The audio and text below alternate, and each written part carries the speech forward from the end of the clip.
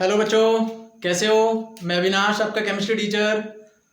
तो बच्चों, आज हम स्टार्ट करते हैं जो हमारा रनिंग में चैप्टर है 12th क्लास का इलेक्ट्रोकेमिस्ट्री 3rd चैप्टर। तो लास्ट वीडियो में बच्चों हमने इलेक्ट्रोलिटिक सेल कंप्लीट कर लिया था। जैसा मैंने आपको प्रीवियस वीडियो में बताया था कि इलेक्ट्रोकेमिस्ट्री के अंदर हमें 3 चीज़ें पढ़नी है। पहली हमें पढ़नी थी बच्चों इलेक्ट्रोलिटिक सेल, दूसरी गैल्वेनिक सेल और तीसरी कंडक्शन ऑफ सॉल्यूशन। तो जिसका हम पहला पार्ट पूरा क्लियर कर चुके हैं इलेक्ट्रोलिटिक सेल। लास्ट वीडियो में हमने ये भी पढ़ लिया था, इलेक्ट्रोलिटिक सेल के एस्पेक्ट भी क्लियर कर लिए थे बच्चों, क्वालिटेटिव और क्वांटिटेटिव। क्वालिटेटिव में हम ये सीखे थे कि कैथोड और एनोड पे कौन सा प्रोडक्ट बनेगा, और क्वांटिटेटिव में हम ये सीखे थे कि जो प्रोडक्ट बन रहा है वो कितना बन रहा है, कितने अमाउंट में बन रहा है। उसके लिए हमने 2 लॉ पढ़े थे, फैराडे फर्स्ट लॉ और फैराडे सेकंड लॉ। ओके बच्चों, तो आज हम स्टार्ट करते हैं सेकंड जो पोर्शन है इस चैप्टर का, गैल्वेनिक सेल। ओके बच्चों, तो आज का टॉपिक है हमारा गैल्वेनिक सेल, जो हमें पढ़ना है। तो हम सारी कंप्लीट स्टडी करेंगे इसके बारे में, ये कंसेप्ट किसने दिया, क्यों दिया और इसका काम क्या है। क्लियर बच्चों।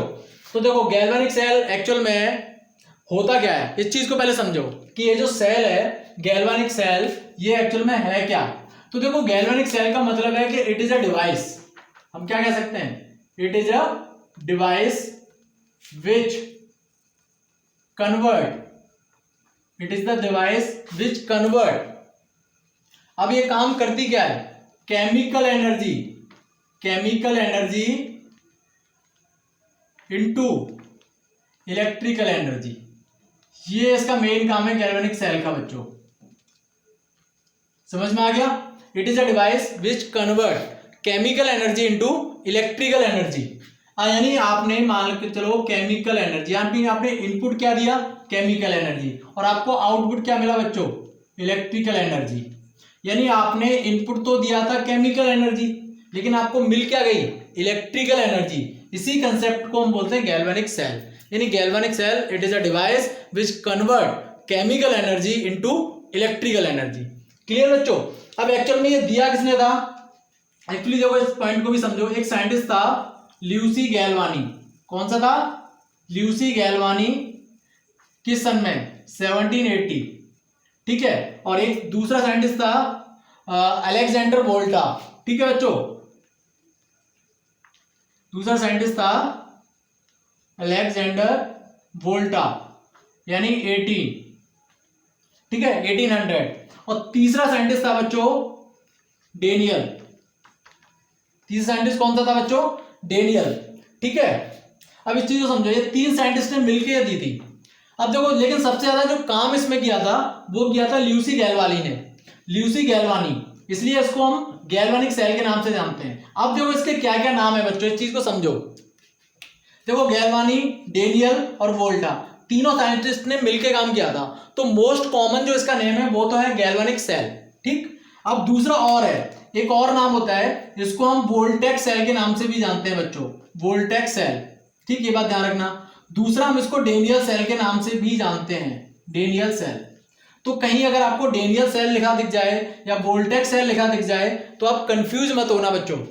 गैल्वेनिक सेल, वोल्टेक सेल और डेनियल सेल एक ही बात होती है। एक्चुअल में क्या था कि ल्यूसी गैल्वानी ने, अलेक्जेंडर वोल्टा ने और डेनियल ने, तीनों ने मिलकर काम किया था। लेकिन सबसे ज्यादा काम किसने किया था, ल्यूसी गैल्वानी ने। इसीलिए इसको मोस्ट कॉमनली गैल्वेनिक सेल के नाम से ही जाना जाता है, क्योंकि ये कंसेप्ट स्टार्ट ही गैल्वानी ने किया था।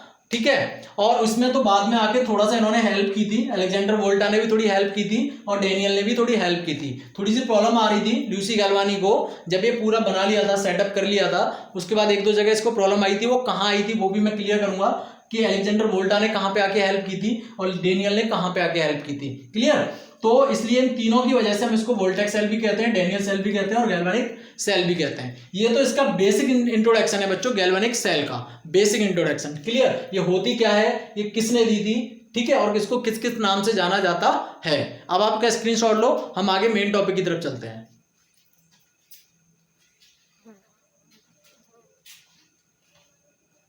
ओके बच्चों, चलो अब एक्चुअल में देखो, अब मेन टॉपिक की तरफ हम चलते हैं कि मेन टॉपिक क्या कहता है हमारा। सबसे पहले क्या हुआ था कि ल्यूसी गैल्वानी के माइंड में एक आइडिया आया था, और आइडिया क्या था, देखो आपको एक चीज क्लियर कर दूं, आपको चाहे इलेक्ट्रोलाइटिक सेल समझनी हो या फिर गैल्वेनिक सेल समझनी हो, दोनों सेल समझने के लिए आपको रेडॉक्स का क्लियर होना बहुत जरूरी है बच्चों।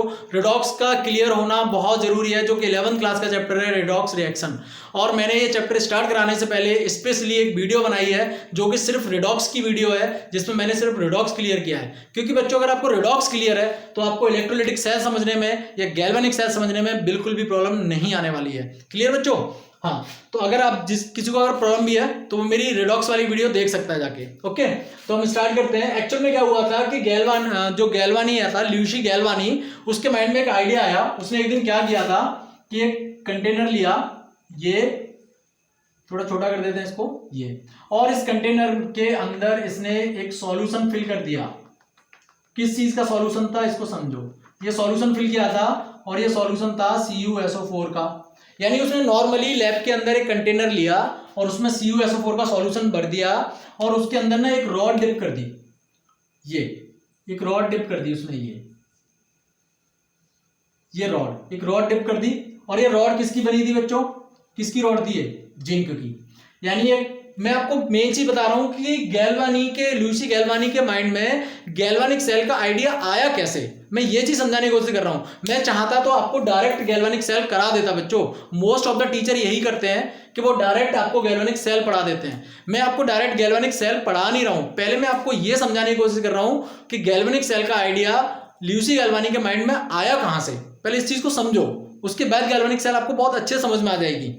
ठीक है, तो देखो ये उसने कंटेनर लिया था, उसमें CuSO4 का सॉल्यूशन भरा था और जिंक की रॉड उसमें डिप कर दी। आपको पता है CuSO4 का सॉल्यूशन किस कलर का होता है? ब्लू कलर का होता है।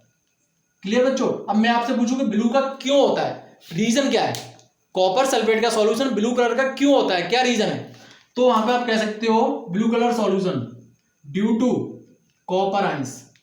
कॉपर आइंस, क्योंकि अगर इस देखोगे तो इसमें क्या होता है, Cu2 पॉजिटिव होता है और SO4 2 नेगेटिव होता है, यही तो आइंस होते हैं इसमें। तो इस आइंस की वजह से कॉपर सल्फेट का जो कलर होता है वो कैसा हो जाता है बच्चों? ब्लू कलर हो जाता है। तो ये सॉल्यूशन भी पूरा कैसा होगा? CuSO4 का सॉल्यूशन था किस कलर का? ब्लू कलर का, और उसमें रॉड डिप कर दी किसकी? जिंक की। बस इतना काम किया था इसने। इसके बाद थोड़ी देर बाद इसने क्या नोटिस किया, इस चीज को समझो। थोड़ी देर बाद इसने नोटिस किया था, मैं जो बोल रहा हूं ना बच्चों उसको बहुत अच्छे से सुनो और समझो, बस मेरी लैंग्वेज पे ध्यान दो। इसके बाद जब इसने ये रॉड को डिप किया और ये पूरा सेटअप रख के छोड़ दिया, थोड़े टाइम बाद उसने क्या देखा कि जब ऐसे हाथ को डिप किया तो उसने देखा कि ये जो पानी है, यानी ये जो सॉल्यूशन है कॉपर सल्फेट का, ये गर्म हो गया। क्लियर बच्चों? ये क्या हो गया? गर्म। तो इसकी वजह से देखो इसने कुछ पॉइंट्स यहां पर ऑब्जर्व करे थे। कौन कौन से पॉइंट्स थे? पहला पॉइंट इसने क्या निकाला, इसने पहला पॉइंट निकाला था, अब इसने ये पूरा सेटअप देखा तो इसको क्या मिला कि the wait of zinc rod is decrease. यानी जो जिंक रॉड का वेट था, ये जो रॉड डली थी इसका जो वेट था वो क्या हो रहा था? डिक्रीज हो रहा था। पहला पॉइंट इसने निकाला। दूसरा पॉइंट इसने क्या निकाला था कि जो ब्लू कलर का सॉल्यूशन था, ब्लू कलर सॉल्यूशन, ये क्या हो रहा था? डिसअपियर हो रहा था, यानी खत्म हो रहा था। अब देखो इसका मतलब समझो ना, जो ब्लू कलर का सॉल्यूशन है तो उसका जो कलर है वो ब्लू से खत्म होता जा रहा था। ठीक है, तीसरा पॉइंट इसने क्या निकाला था? तीसरा पॉइंट इसने निकाला था कि रेडिश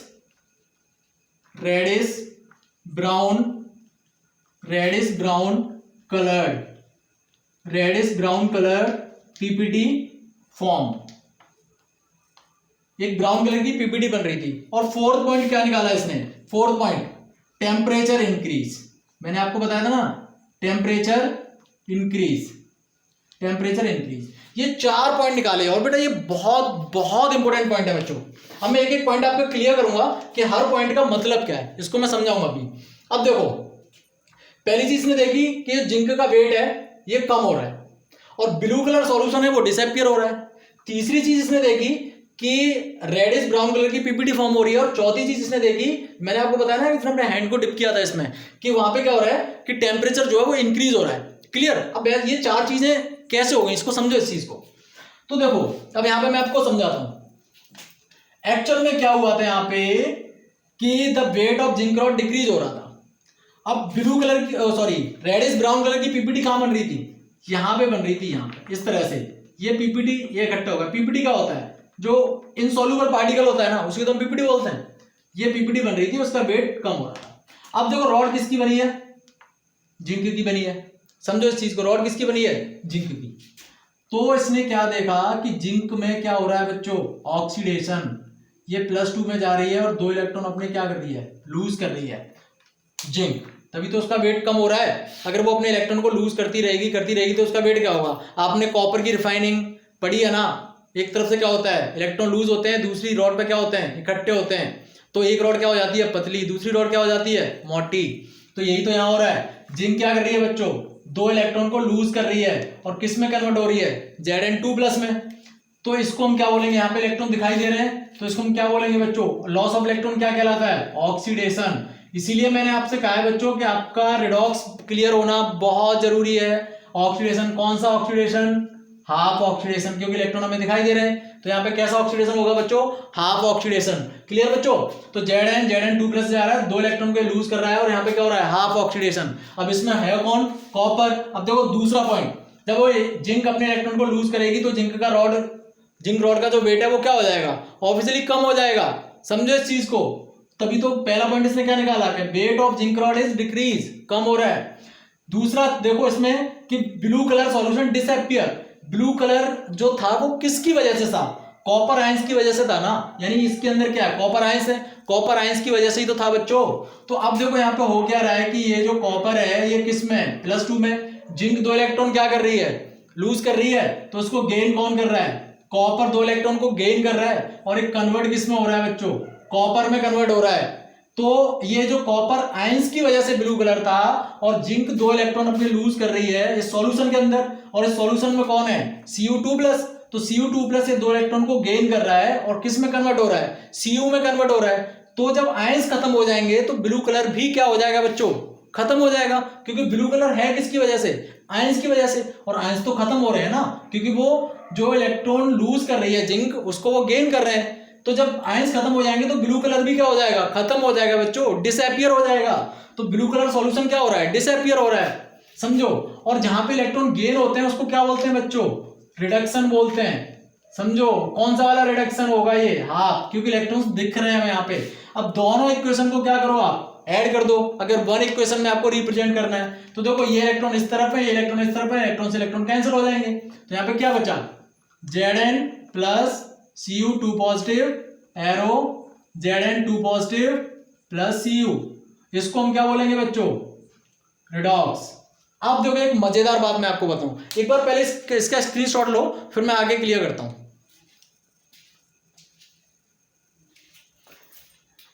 चलो अब देखो तीसरा पॉइंट समझो इसका। रेडिश ब्राउन पीपीटी का मतलब क्या था? ये जो इकट्ठा हो रहा है ना यहाँ पे सारा वेट जिंक रॉड का, तो वो क्या बना रही है? पीपीटी। दूसरी बात टेम्परेचर, इसमें जब उसने अपना हैंड को डिप किया और उसने देखा कि टेम्परेचर बढ़ रहा है यहाँ पे, ये पानी क्या हो गया? गर्म हो गया। यानी ये जो सॉल्यूशन था ये क्या हो गया? गर्म हो गया। ठीक है मैं ठीक बात बच्चों? चलो मैं अब इसको रफ करता हूं थोड़ा सा। ओके, ये पॉइंट्स आपके क्लियर हो गए। अब देखो समझो यहाँ पे, अब इसी चीज को समझो। यहाँ पे इस इक्वेशन को मैं यहाँ पे दोबारा लिखता हूं। ये Zn था और ये Cu2+ था और यहाँ पे Zn2+ हो गया और प्लस यहाँ पे क्या हो गया? Cu प्लस यहाँ पे क्या रिलीज हुई? हीट रिलीज हुई। यानी ये सारा रिएक्शन हो रहा है, इसके साथ हीट भी तो रिलीज हो रही है ना बच्चों, तभी तो पानी गर्म हो रहा है। यहाँ पे ये जो सॉल्यूशन है ये गर्म हो रहा है, तो इसका मतलब क्या हो रहा है? यहाँ पे हीट रिलीज हो रही है। कंफर्म हो गई ये बात? हीट रिलीज हो रही है। चारों पॉइंट क्लियर हो गए बच्चों जो लूसी गाल्वानी ने ऑब्जर्व करे थे।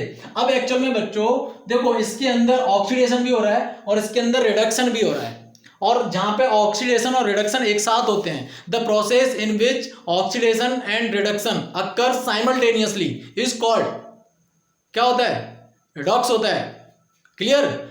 The process in which oxidation and reduction occur simultaneously is called redox reaction. Got it बच्चों?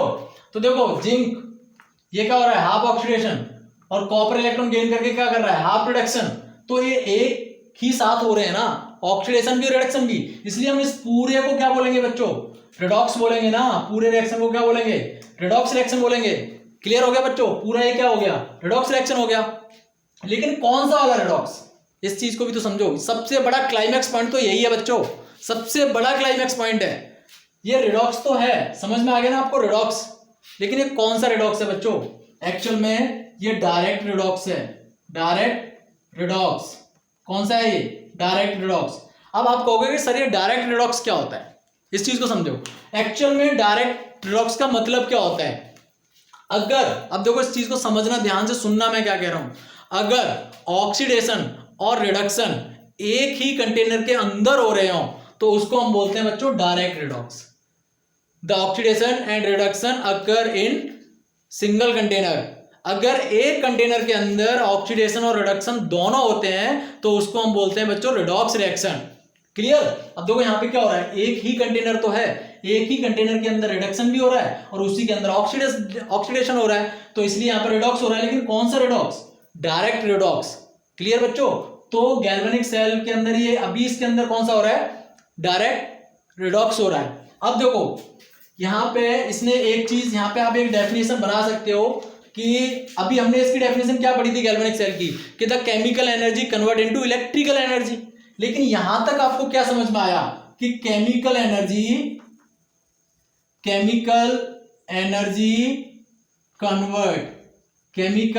Convert into heat energy. Heat also form of energy, तो हम कह सकते हैं ना यहां पे हीट एनर्जी, यानी chemical energy convert into heat energy. ये तो इसको मिल गया ना यहां पे। अब बस काम क्या करना है, अब देखो समझो। अब मैं आपको, ये आपकी गैल्वेनिक सेल नहीं है, ये तो गैल्वेनिक सेल का कंसेप्ट है। मैंने आपको क्या बताया था बच्चों स्टार्ट में, कि मैं आपको ये बताना चाह रहा हूं पहले कि गैल्वेनिक सेल का कंसेप्ट ल्यूसी गैल्वानी के माइंड में आया कैसे, उसकी शुरुआत कहां से हुई और उसको क्या क्या चीजें मिलती गई, उसके बाद वो गैल्वेनिक सेल की तरफ मूव करता चला गया। क्लियर बच्चों? तो देखो chemical energy convert into heat energy, ये चीज इसको मिल गई ना यहां से। अब इसने बहुत बढ़िया दिमाग लगाया इसने। अब और यहां पर रिडॉक्स कौन सा हो रहा है? डायरेक्ट रिडॉक्स हो रहा है, क्योंकि एक ही कंटेनर के अंदर होता है और अलग अलग कंटेनर के अंदर, यानी एक कंटेनर में सिर्फ ऑक्सीडेशन हो और दूसरे कंटेनर में सिर्फ रिडक्शन हो तो हम उसको बोलेंगे इनडायरेक्ट रिडॉक्स। यानी एक ही कंटेनर के अंदर अगर ऑक्सीडेशन रिडक्शन एक साथ हो रहा है तो होगा वो डायरेक्ट रिडॉक्स, और एक कंटेनर में सिर्फ ऑक्सीडेशन हो रहा है और दूसरे कंटेनर में जाके रिडक्शन हो रहा है, दोनों अलग अलग हो रहे हैं, तो हम उसको बोलेंगे इनडायरेक्ट रिडॉक्स। तो देखो यहां पे इसके माइंड में सिर्फ इतनी सी बात आई थी कि ये जो हीट रिलीज हो रही है, जब इसने ऑब्जर्व करा अपने हैंड को डिप करके कि जो सॉल्यूशन है वो तो गर्म हो गया, मतलब हीट रिलीज हो रही है, मतलब हीट एनर्जी उसको मिल रही है। सिंपल सी बात है। तो इसी हीट एनर्जी को इसने सोचा कि अगर मैं चाहूं, heat is the form of energy, और आपको एक चीज और पता है कि इलेक्ट्रिसिटी भी क्या होती है? एनर्जी की ही फॉर्म होती है बच्चों। तो यहाँ पे कुछ नहीं करना, हीट तो उसको मिल गई ना, तो इसी हीट को उसे कन्वर्ट करना है बस इलेक्ट्रिसिटी के अंदर। तो यही तो कहती है गैल्वेनिक सेल कि chemical energy convert into electrical energy. तो ये जो हीट रिलीज हो रही है इसी को तो कन्वर्ट करना है इलेक्ट्रिसिटी के अंदर, बस अपना काम हो जाएगा। तो अब देखो यहां पे हुआ क्या था वो मैं आपको नेक्स्ट वीडियो में क्लियर करूंगा बच्चों। अभी मैं सिर्फ इतना बता देता हूं आपको कि यहां पे क्या सोचा इसने, ल्यूसी गैल्वानी ने सोचा कि जो हीट एनर्जी मिल रही है, अगर ये कब मिल रही है? जब हम डायरेक्ट रिडॉक्स करा रहे हैं। डायरेक्ट रिडॉक्स कराने पे हमें क्या मिल रहा है बच्चों? हीट मिल रही है। तो इसने सोचा अगर मैं इनडायरेक्ट रिडॉक्स करा के देखूं तो ये हीट एनर्जी शायद इलेक्ट्रिसिटी में कन्वर्ट हो जाए, और वही हुआ। गैल्वेनिक सेल में अब क्या होता है? इनडायरेक्ट रिडॉक्स होता है बच्चों, और वहां पे फिर हीट नहीं मिलती, फिर हमें इलेक्ट्रिसिटी मिलती है। क्लियर? तो वो हम नेक्स्ट वीडियो में क्लियर करेंगे। आपको कंसेप्ट पता चल गया, ये बेसिक वीडियो थी गैल्वेनिक सेल की कि एक्चुअल में गैल्वेनिक सेल का आइडिया आया कहां से। एक बार इसका स्क्रीनशॉट लो, ले लिया? वेरी गुड बच्चों। अब देखो नेक्स्ट वीडियो में डायरेक्ट हम स्टार्ट करेंगे गैल्वेनिक सेल, जो हमारा मेन टॉपिक है। ओके बच्चों, उसमें हमें इनडायरेक्ट रिडॉक्स कराना है और हीट एनर्जी को कन्वर्ट हमें किस में करना है? इलेक्ट्रिसिटी के अंदर। हमारे काम हो जाएगा, जो कि हमारी गैल्वेनिक सेल करेगी। क्लियर बच्चों? तो यहीं से सारा कंसेप्ट निकला था गैल्वेनिक सेल का। अब जो बाकी के दो साइंटिस्ट थे, अलेक्जेंडर वोल्टा और डेनियल, उनका काम आएगा जब ये ल्यूसी गैल्वानी इसी प्रोसेस को इनडायरेक्ट में कराएगा। अभी तो उसने डायरेक्ट रिडॉक्स कराया है, जब वो इनडायरेक्ट कराएगा तब वो काम में आएंगे। जहां इसको प्रॉब्लम आएगी वो कहाँ आएगी मैं आपको क्लियर करूंगा। ओके, आई होप ये कंसेप्ट आपका क्लियर हो गया होगा। तो अब हम अगली वीडियो में सीधा डायरेक्ट स्टार्ट करेंगे हम गैल्वेनिक सेल, जो हमारा मेन टॉपिक है। ओके बच्चों, सो इस वीडियो को लाइक करो, शेयर करो, चैनल को सब्सक्राइब करो और उन बच्चों को जरूर फॉरवर्ड करो जो बच्चे कोचिंग एफर्ट नहीं कर पाते हैं बच्चों। Okay, so stay tuned, be happy, good luck, bye bye.